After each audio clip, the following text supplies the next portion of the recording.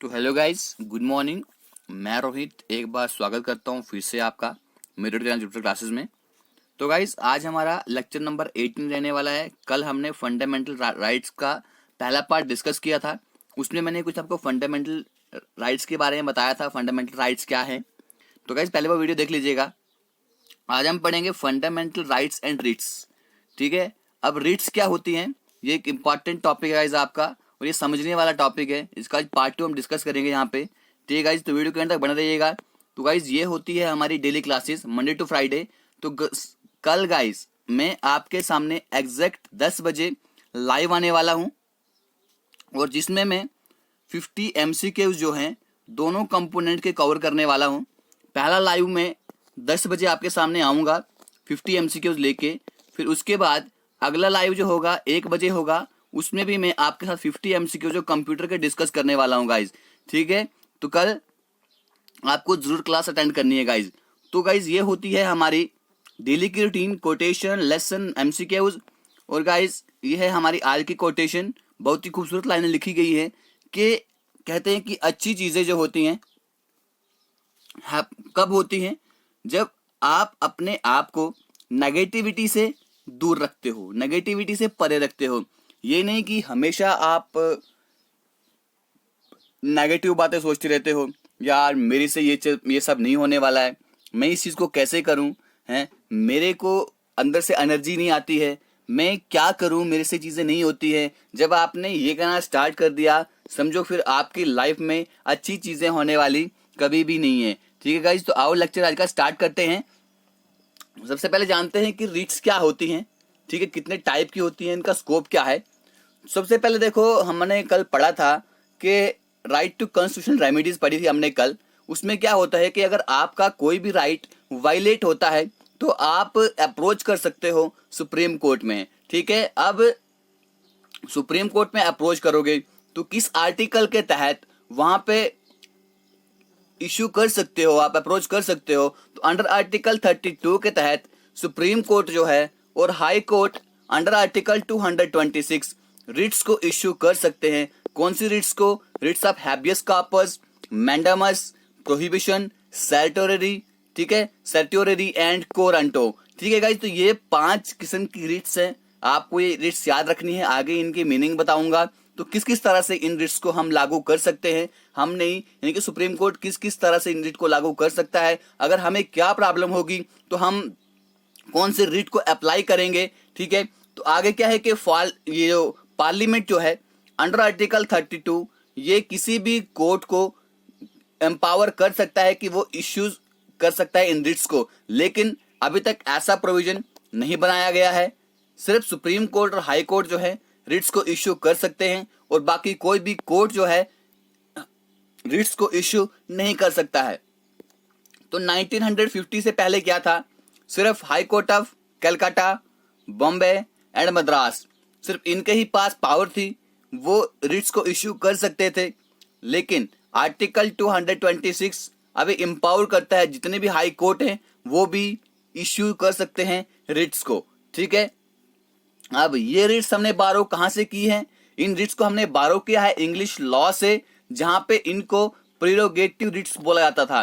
तो गाइस, प्रीरोगेटिव क्या होता है? ये होता है जो हमारी सुप्रीम पावर जो होती है, ठीक है, स्पेशल पावर होती है, स्पेशल किस्म का राइट जो होता है, उसे हम कहते हैं प्रीरोगेटिव रिट्स। ठीक है, इनको इंग्लैंड में बोला जाता था प्रीरोगेटिव रिट्स। ठीक है, उनको इश्यू किया जाता था जो राजा था वहां का, उसकी प्रीरोगेटिव में।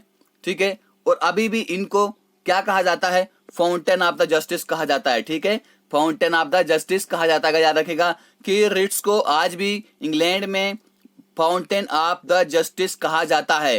ठीक है, उसके बाद क्या हुआ कि जो हाई कोर्ट है उसने इश्यू करना स्टार्ट कर दिया इन रिट्स को, extraordinary remedies to uphold the rights and liberties of British people. ठीक है, जो ब्रिटिश के लोग थे उनके जो एक्स्ट्रा ऑर्डिनरी उनको रेमेडी देना इसने स्टार्ट कर दिया। अब जो रिट्स की जो ज्यूरिसडिक्शन होती है सुप्रीम कोर्ट की, वो हाई कोर्ट की ज्यूरिसडिक्शन से थोड़ा डिफरेंट है। 3 रिस्पेक्ट्स में, 3 एस्पेक्ट्स में वो डिफरेंट है। जानते हैं कि किस किस एस्पेक्ट में डिफरेंस है।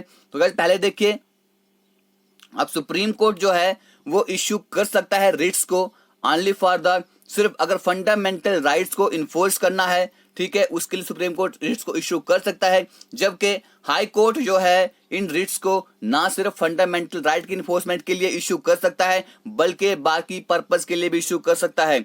उसके बाद अब जो यहाँ पे एक्सप्रेशन दिया गया है फॉर एनी अदर पर्पस, इसका क्या मतलब है? ये रेफर करता है कि हम जो ऑर्डिनरी लीगल राइट होते हैं हमारे, उनकी भी इन्फोर्समेंट हाई कोर्ट कर सकता है, ठीक है। इसलिए जो रिट जुरिस्डिक्शन है हमारी सुप्रीम कोर्ट की, अगर देखा जाए तो वो हाई कोर्ट के कंपेयर में वो नैरो हो रहा है, ठीक है। हाई कोर्ट की रिट जुरिस्डिक्शन जो है वो ज्यादा है। तो इसके बाद आगे देखिए, जो सुप्रीम कोर्ट जो है, ठीक है, वो रिट्स को इशू कर सकता है किसी आदमी के खिलाफ, किसी गवर्नमेंट के खिलाफ through out the territory of India. हम, ठीक है, हमारी पूरी इंडिया की टेरिटरी के थ्रू आउट वो रिट्स को इश्यू कर सकता है, जबकि हाई कोर्ट जो है वो इन रिट्स को इश्यू कर सकता है किसी भी आदमी के खिलाफ, चाहे रिजाइडिंग और अगेंस्ट ए गवर्नमेंट, ठीक है, जो यहाँ पे रह रहा है, या किसी जो गवर्नमेंट है या अथॉरिटी है, ठीक है, जो इसकी टेरिटोरियल जुरिस्डिक्शन में रहता है, ठीक है, या हमारी इस टेरिटोरियल जुरिस्डिक्शन के बाहर भी रहता है। सिर्फ कब? जब उसका एक्शन जो है उसने अगर हमारी टेरिटोरियल जुरिस्डिक्शन में किसी के राइट्स को वायलेट किया है, या जो हमारे लीगल राइट होते हैं, या उसने कोई ऐसा काम किया है, किसी आदमी ने किया है, या किसी अथॉरिटी ने किया है, चाहे वो बाहर की भी है, लेकिन अगर उसने काम टेरिटोरियल हमारी जो टेरिटरी की जुरिस्डिक्शन है, ठीक है, हमारी टेरिटरी के अंदर किया है, तो उस पे भी हाई कोर्ट जो है रिट्स को लागू कर सकता है। इसलिए क्या है, जो टेरिटोरियल जुरिस्डिक्शन है सुप्रीम कोर्ट की for the purpose of issuing rights is wider than that of the high court. अब जो टेरिटोरियल जुरिस्डिक्शन है सुप्रीम कोर्ट की किस पर्पस के लिए, रिट्स को इशू करने के लिए, वो किससे ज्यादा है? वो ज्यादा है किससे? हाई कोर्ट से ज्यादा है, याद रखेगा। अब पीछे मैंने आपसे कहा कि जो हमारी रिट जुरिस्डिक्शन है सुप्रीम कोर्ट की वो किससे कम है? हाई कोर्ट से कम है। लेकिन अब मैं यहां पे कह रहा हूं कि टेरिटोरियल जुरिस्डिक्शन जो है, अब क्या है, टेरिटोरियल जुरिस्डिक्शन जो है इशू, मतलब कि रिट्स को इशू करने के लिए सुप्रीम कोर्ट की ज्यादा है किससे? हाई कोर्ट से। तो क्या याद रखेगा इस चीज को। आगे बढ़ते हैं। फिर है हमारे पास जो रेमेडी होती है अंडर आर्टिकल 32, ठीक है, इज इन इटसेल्फ ये एक फंडामेंटल राइट है, और इसीलिए सुप्रीम कोर्ट कभी भी रिफ्यूज नहीं कर सकता है अपने रिट की जुरिस्डिक्शन को एक्सरसाइज करने के लिए। जबकि जो रेमेडी हमें आर्टिकल 226 के अंडर मिलती है, ठीक है, जो हमें रेमेडी आर्टिकल 226 के अंडर मिलती है वो डिस्क्रिशनरी है, ठीक है, और इसलिए हाई कोर्ट जो है वो रिफ्यूज कर सकता है अपनी रिट जुरिस्डिक्शन को एक्सरसाइज करने के लिए। अब है आर्टिकल 32 जो होता है, ठीक है, ये पावर को कभी भी कन्फर्म नहीं करता है, ठीक है, सुप्रीम कोर्ट के ऊपर, as article 226 does on a High Court. जैसे कि आर्टिकल 32 जो होता है ये पावर को कन्फर्म नहीं करता है सुप्रीम कोर्ट पे, जबकि आर्टिकल 226 है ये करता है हाई कोर्ट पे, ठीक है, जिससे कि रिट्स को इशू किया जाता है हमारे फंडामेंटल राइट की इन्फोर्समेंट के लिए, या जो बाकी राइट्स जो होते हैं जो इसकी जर्नल जुरिस्डिक्शन में आते हैं। जो सुप्रीम कोर्ट जो है इसलिए इसको कॉन्स्टिट्यूट किया गया है, ठीक है, as a defender and a guarantor of the fundamental rights, ठीक है। अब ये फंडामेंटल राइट्स का डिफेंडर भी है और गारंटर भी है, ठीक है गाइज। अब देखते हैं हम कौन सी जो हमारी रिट्स हैं और उनके कौन से मीनिंग हैं, क्या क्या मीनिंग है और किस किस तरीके से इनको लागू किया जाता है। तो गाइस सबसे पहले है हमारे पास habeas corpus, writ of habeas corpus, ठीक है। अब ये लैटिन वर्ड है जिसका मीनिंग है to have the body of, ठीक है, कि आदमी के पास क्या होनी चाहिए, कोई बॉडी होनी चाहिए। ये नहीं कि हमारा शरीर, बल्कि क्या होनी चाहिए, to have the body of. इसका मीनिंग पहले भी पूछा गया है एग्जाम में, हो सकता है आपको पूछा जाए, तो इसका मीनिंग आप याद रखेगा कि हैबियस कार्पस का मीनिंग जो होता है, लिटरली मीनिंग होता है to have the body of. अब ये एक आर्डर होता है, ठीक है, जिसको कोर्ट इश्यू करता है किसी आदमी को, ठीक है, जिसने किसी दूसरे आदमी को डिटेन किया हुआ है, ठीक है, उसको प्रोड्यूस करे, to produce the body of the latter before it.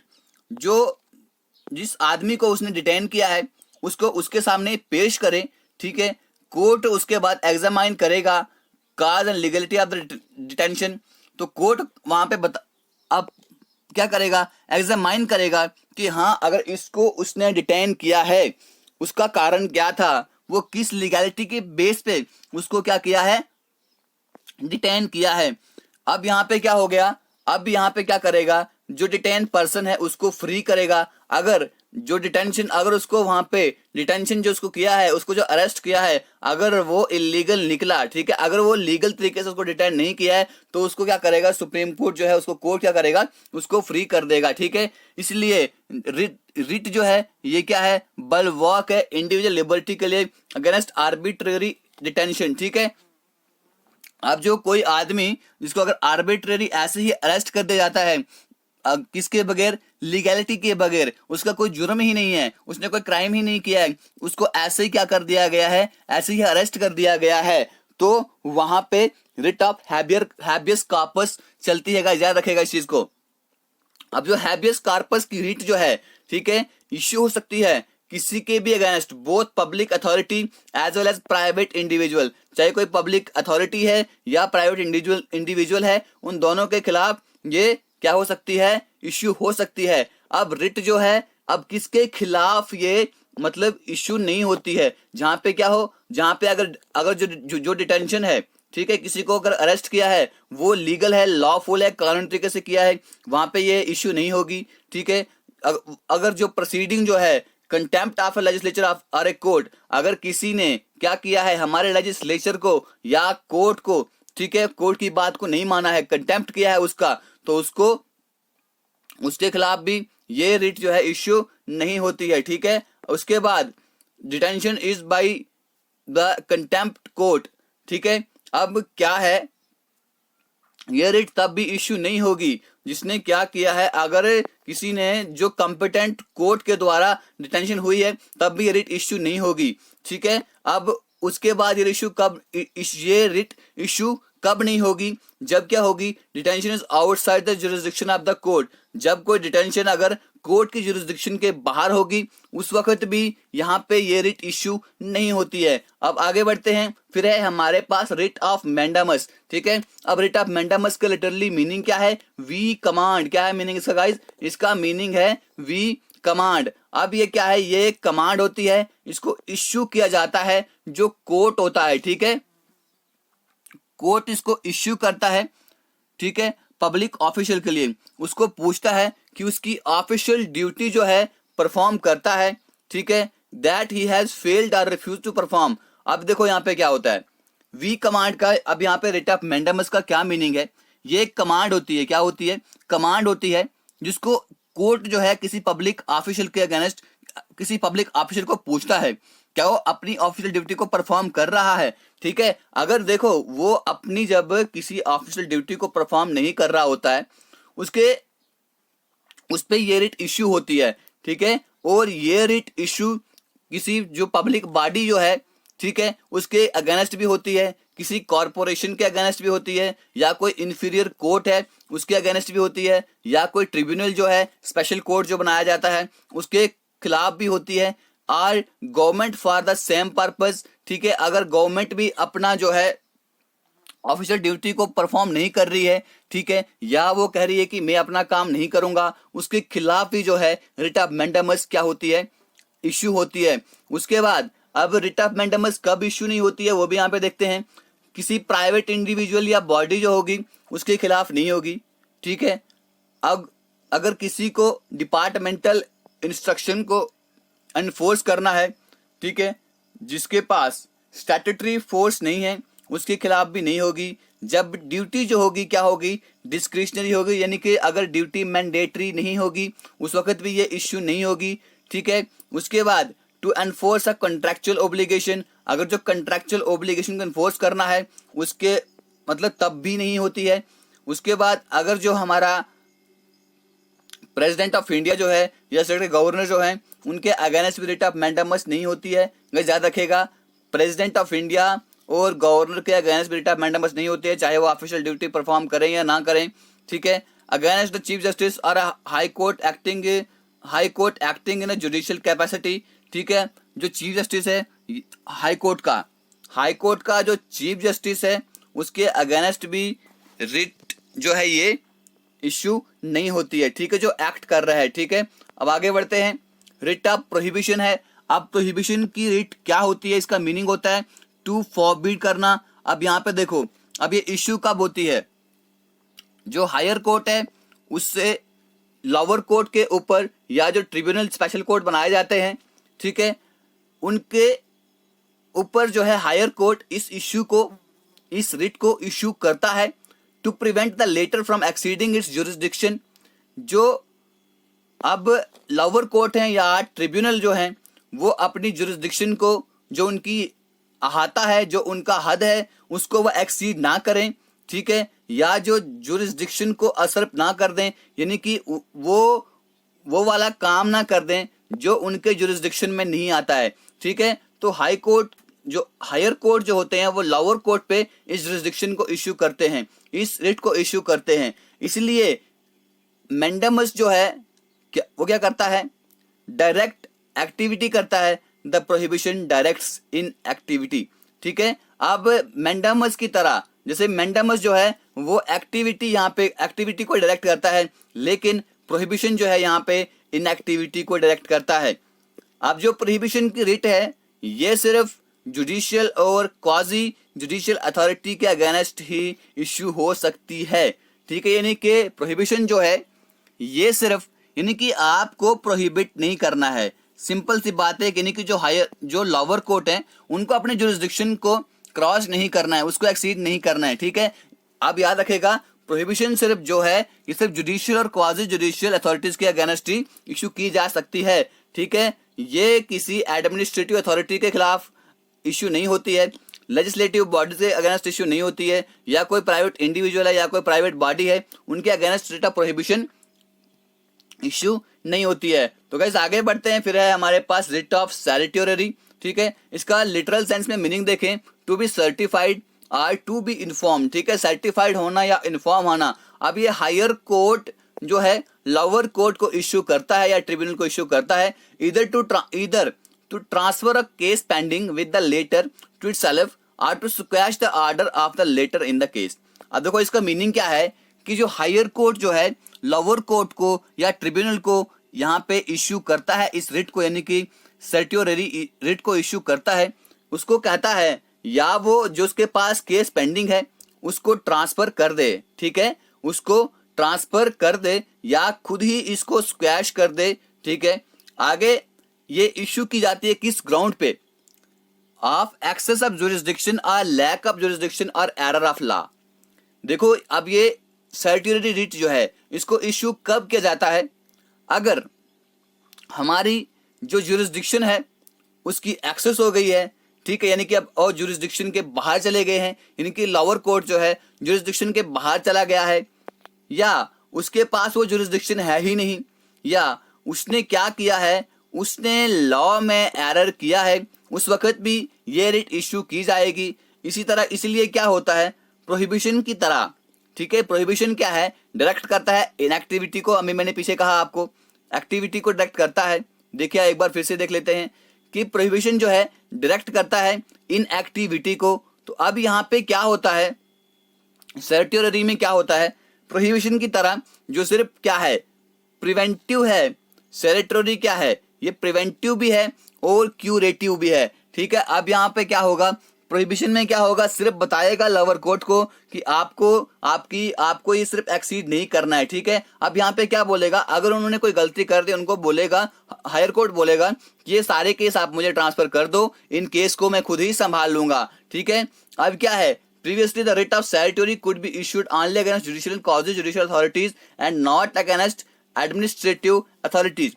पहले क्या था, रिट ऑफ सर्टियोररी जो थी ये सिर्फ किसी जुडिशियल और क्वाजी जुडिशियल अथॉरिटीज के अगेंस्ट इश्यू होती थी, ना कि एडमिनिस्ट्रेटिव अथॉरिटीज के अगेंस्ट इश्यू होती थी। लेकिन जबकि इन 1991 में क्या होता है, सुप्रीम कोर्ट की एक रूलिंग आती है, ठीक है, एक जजमेंट आती है, उसमें कहा जाता है कि सर्टियोररी की रिट जो है इसको हम किसी भी एडमिनिस्ट्रेटिव अथॉरिटी के अगेंस्ट इश्यू कर सकते हैं। ठीक है, अगर किसी इंडिविजुअल के राइट्स को अफेक्ट होता है प्रोहिबिशन की तरह सेरेटियोरी जो है ये भी अवेलेबल किसी लेजिस्लेटिव बॉडी के लिए नहीं है और प्राइवेट इंडिविजुअल या बॉडीज के लिए नहीं है। याद रखिएगा गाइस, प्रोहिबिशन और सेरेटियोरी जो है ये दोनों जो हैं इनको हम लेजिस्लेटिव बॉडीज के और प्राइवेट इंडिविजुअल के अगेंस्ट इश्यू नहीं कर सकते हैं गाइस, एक बार याद रखिएगा इस चीज को, ठीक है। तो अब यहाँ पे है हमारे पास रिट ऑफ क्वो रेंटो, ठीक है।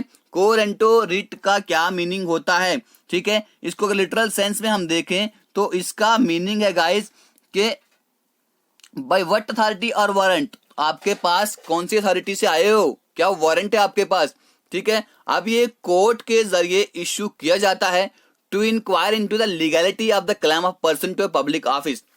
अब किस बेस पे क्या है, कोर्ट यहाँ पे क्या करेगा, इश्यू करेगा, इंक्वायर करेगा यहाँ पे कि जो कोई पर्सन अगर क्लेम कर रहा है तो उसकी लीगैलिटी क्या है, किस लीगैलिटी के बेस पे वो क्लेम कर रहे हैं पब्लिक ऑफिस को, ठीक है। इसलिए ये क्या करता है, it prevent illegal usurpation of public office by a person, यानी कि किसी भी पब्लिक ऑफिस को कोई भी इंसान आके ये ना कह दे कि भाई मैं यहाँ का मुलाजिम हूँ, ठीक है। यानी कि कोई भी इंसान ऐसे ही किसी ऑफिस पे, ठीक है, इलीगली यूसरप नहीं कर सकता है, ठीक है। तो क्वो रेंटो उसको, अब वहां पे कोई जाएगा उसको बोलेगा हाँ भाई आप दिखाओ कि आपके पास क्या वारंट है, क्या सबूत है, ठीक है, कुछ सबूत है तो दिखाओ हमारे को, ठीक है। अब यहाँ पे क्या करेगा ये कोर्ट, इसमें लीगलिटी को क्या करेगा,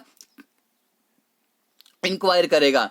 अब ये रिट जो है ये इश्यू हो सकती है सिर्फ कब, जब कोई substantive public office of a permanent character created by the statute और बाय द कॉन्स्टिट्यूशन, ये सिर्फ उस केस में इश्यू होगा जहां पे क्या होगा, सबस्टेंटिव पब्लिक ऑफिस होगा किसी परमानेंट कैरेक्टर का, ठीक है, जिसको किसी स्टैट्यूट से या हमारे कॉन्स्टिट्यूशन में बनाया होगा, ठीक है। ये वहां पे इश्यू नहीं होगा जहां पे कोई मिनिस्ट्रियल ऑफिस होगा या प्राइवेट ऑफिस होगा। देखो गाइस, ये सिर्फ उसी ऑफिस में होगा, ठीक है, जो किसी स्टैट्यूट के जरिए बनाया होगा या हमारे कॉन्स्टिट्यूशन के जरिए कोई ऑफिस जैसे बनाया होगा।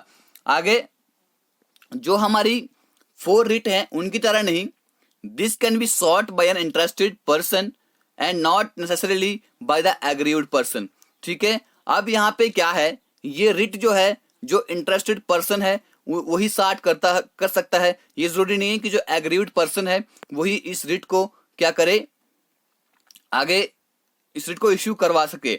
अब है हमारे पास अगला आर्टिकल नंबर 33। अब हमने क्या पढ़ा, आर्टिकल 32 तक तो पढ़ लिया, अब है हमारे पास आर्टिकल 33।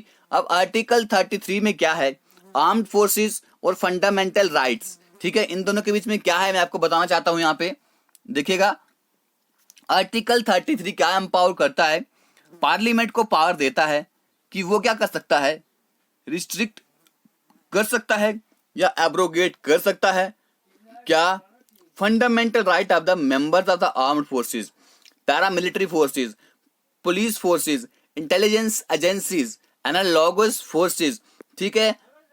अब आर्टिकल 33 पार्लियामेंट को यह पावर देता है कि वो इनमें से किसी भी फोर्स यानी कि आर्म्ड फोर्सेस जितनी भी हैं, पैरामिलिट्री फोर्सेस हैं, पुलिस फोर्सेस हैं, उनके फंडामेंटल राइट को रिस्ट्रिक्ट कर सकता है, लिमिट लगा सकता है या उनको एब्रोगेट भी कर सकता है, ठीक है। अब जो इस प्रोविजन के ऑब्जेक्टिव्स क्या हैं, किस लिए उनके फंडामेंटल राइट्स को एब्रोगेट किया जाएगा, किस लिए उनके फंडामेंटल राइट्स को रिस्ट्रिक्ट किया जाएगा पार्लियामेंट के जरिए।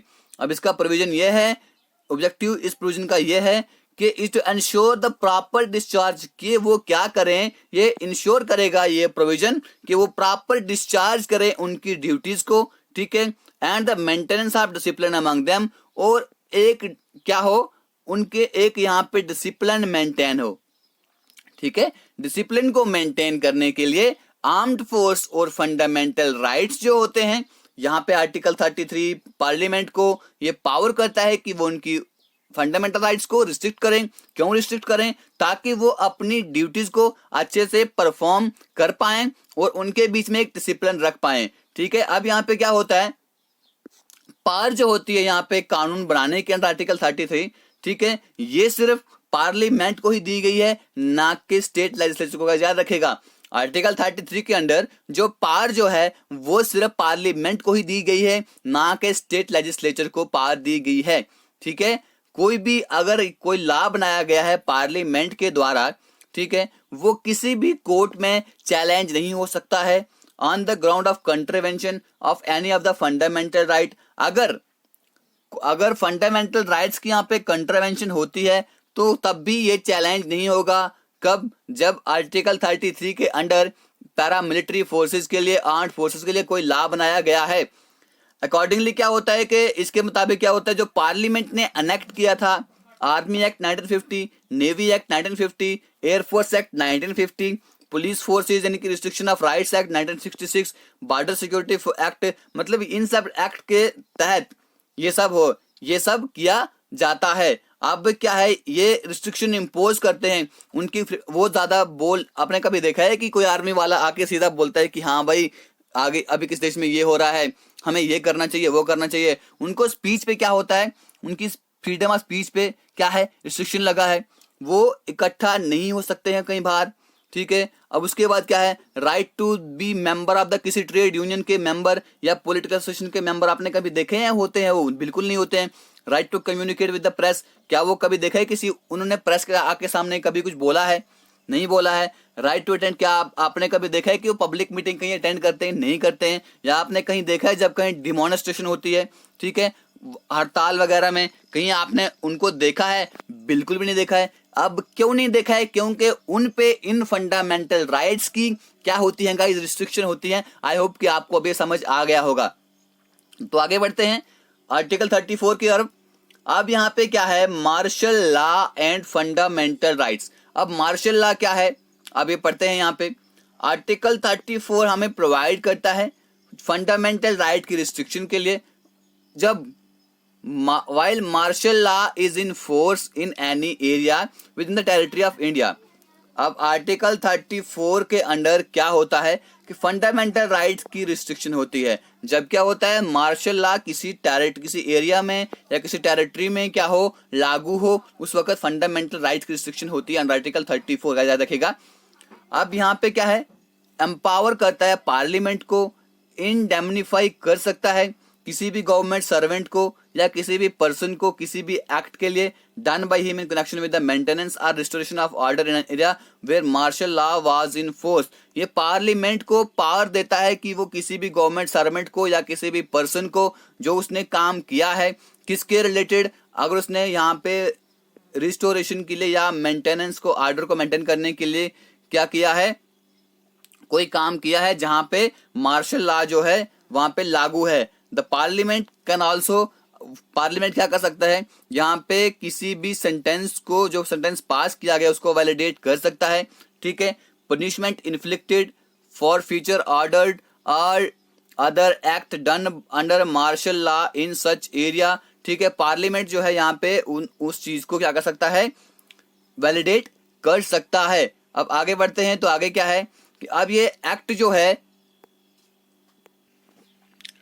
हाँ तो गाइज फिर ये एक्ट क्या काम करता है, यानी कि जो भी लॉ पार्लियामेंट के द्वारा बनाया गया है, ठीक है, वो किसी भी कोर्ट में या किसी भी चैलेंज, किसी भी जगह पे क्या होगा, उसको भी क्या किया जाएगा, वो चैलेंज नहीं होगा। अब जो मार्शल लॉ का कंसेप्ट जो है ये हमने बोरो किया गया है इंग्लिश कॉमन लॉ से। ठीक है, जबकि एक्सप्रेशन जो है मार्शल लॉ की, इसको कहीं पे भी डिफाइन नहीं किया गया हमारे कॉन्स्टिट्यूशन में। लिटरली देखा जाए इसका मीनिंग है सीधा से मिलिट्री रूल। जहाँ पे मिलिट्री रूल होता है, यहाँ पे क्या होता है, एक ऐसी सिचुएशन होती है जहाँ पे सिविल एडमिनिस्ट्रेशन जो होता है उसको मिलिट्री अथॉरिटी जो है वो रन करती है उनके रूल्स एंड रेगुलेशन के according.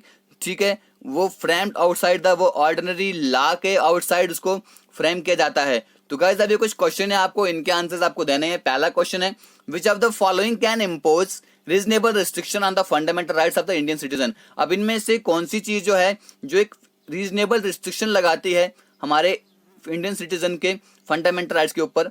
Supreme court, parliament, President on the advice of the Council of the Minister, none of these restrictions have already been included in the Constitution। तो guys इसका answer आपको पहले comment box में देना है, फिर आपको इसका आंसर देखना है। तो गाइज इसका आंसर है हमारे पास पार्लियामेंट। ठीक है, तो पार्लियामेंट ही हमारे ऊपर रीजनेबल रिस्ट्रिक्शंस लगा सकता है। तो आगे बढ़ते हैं क्वेश्चन नंबर 2 की तरफ। वीडियो को पास करो, क्वेश्चन का आंसर दो, बाद में क्वेश्चन का आंसर आप देखना। गाइस चीटिंग बिल्कुल भी नहीं करना। तो right to constitutional remedies in India is a valuable, ठीक टू, आप जो हमारा कॉन्स्टिट्यूशनल रेमेडीज का राइट जो है वो किसके लिए वैलिड है? सिटीजन ऑफ इंडिया ओनली, सिर्फ इंडिया के सिटीजन के लिए। All person in case of infringement of any fundamental rights, जितने भी लोग हैं अगर उनके फंडामेंटल राइट इन्फ्रिंज होते हैं, वायलेट होते हैं, उन सब के लिए ये क्या है? रेमेडीज हैं। उसके बाद अगला है कोई भी पर्सन, ठीक है, for enforcing any other fundamental rights conferred to on all person. उसके बाद एन एग्रीव्ड इंडिविजुअल अलोन, आपको इसका आंसर देना है कमेंट बॉक्स में। नहीं आता इसका आंसर, देखिए क्या है इसका आंसर आता है अगर कोई भी पर्सन जो इंडिया में रह रहा है, ठीक है, अगर उसका जो वायलेशन होता है उसके फंडामेंटल राइट्स का, तो राइट टू कॉन्स्टिट्यूशनल रेमेडीज उसके लिए है। ठीक है, आगे बढ़ते हैं। क्वेश्चन नंबर 3 है हमारा, अब fundamental right to dash dash has been deleted by the dash dash amendment act. अब आपको बताना है कि कौन सा फंडामेंटल राइट और कौन से अमेंडमेंट एक्ट के तहत उसको डिलीट किया गया है। फार्म एसोसिएशन या 44th, property 44th, against exploitation 42nd, private property 42nd। तो गाइस आपको इसका आंसर देना है कमेंट बॉक्स में पहले, फिर आंसर देखना है। गाइस इसका आंसर है हमारे पास प्रॉपर्टी। राइट टू प्रॉपर्टी जो है प्राइवेट प्रॉपर्टी नहीं है बल्कि राइट टू प्रॉपर्टी है, जो आर्टिकल यानी जो 44th अमेंडमेंट एक्ट के तहत क्या हुआ है गाइस, डिलीट हुआ था। तो अब बताएंगे कि अब राइट टू प्रॉपर्टी जो है ये क्या है, ठीक है, और किस एक्ट के अंदर ये आता है, कल मैंने आपको बताया था। आगे बढ़ते हैं अगले क्वेश्चन की तरफ। Which article of the constitution of India, हमारे कॉन्स्टिट्यूशन का आर्टिकल कौन सा है जो कहता है कि कोई भी बच्चा जो है 14 ईयर्स के नीचे, ठीक है, उसको किसी काम में रखा जाएगा, किसी फैक्ट्री में या जो बड़ी माइन होती है, खदान होती है, ठीक है, जहां पे उसको हैजर्डस एम्प्लॉयमेंट होगी। तो कौन सा आर्टिकल उसको क्या बोलते हैं, कौन सा आर्टिकल ये कहता है कि ये सब नहीं होगा? आर्टिकल 24, आर्टिकल 45, आर्टिकल 330 और आर्टिकल 368। तो गाइस इसका आंसर है हमारे पास आर्टिकल नंबर 24, जो हमें क्या बोलता है कि हमें छोटे बच्चों को, मतलब कि 14 जो ईयर्स हैं वहां से उससे छोटे बच्चों को हैजर्डस जो एम्प्लॉयमेंट है उसमें एंगेज नहीं करना है। ठीक है, तो आगे बढ़ते हैं क्वेश्चन नंबर 5 की तरफ कि रिगार्डिंग इक्वालिटी बिफोर लॉ। ठीक है, आर्टिकल 14 जो हमें बोलता है इक्वलिटी बिफोर लॉ के सामने सब बराबर होते हैं। तो उसके रिगार्डिंग इंडियन कॉन्स्टिट्यूशन जो है makes exceptions in the case of, Indian constitution क्या एक्सेप्शन करता है? अब वहां पे किसकी एक्सेप्शंस हैं? प्रेसिडेंट और governor, foreign sovereigns only, president only, या नन ऑफ द अबव। तो गाइस इसका आंसर है हमारे पास, अब एक्सेप्शन किसके केस में है? प्रेसिडेंट या जो गवर्नर है उसके केस में एक्सेप्शंस हैं। तो गाइज ये था हमारा आज का लेक्चर। आई होप कि आपने इस लेक्चर को एंजॉय किया होगा, वो चीज सीखी होगी जो आपको पहले नहीं आती होगी। तो अगर कुछ सीखी है चीज तो बेशक अगर आप इस वीडियो को लाइक कर दीजिए, कमेंट कर दीजिए, वीडियो कैसी लगी आपको, शेयर करें अपने दोस्तों के साथ इस वीडियो को, उनकी भी हेल्प करें। ठीक है, सब्सक्राइब करें चैनल को, और वीडियो को देखने के लिए आपका गाइज बहुत बहुत धन्यवाद। बेल आइकन दबा दीजिएगा, अगले अपडेट आपको मिल जाएगी। तो गाइज कल 10 बजे मैं आपके सामने लाइव आने वाला हूँ कुछ 50 MCQs लेके। तो गाइज उसको अटेम्प्ट करना नहीं भूलेगा। यही वीडियो खत्म करते हैं। God bless you all.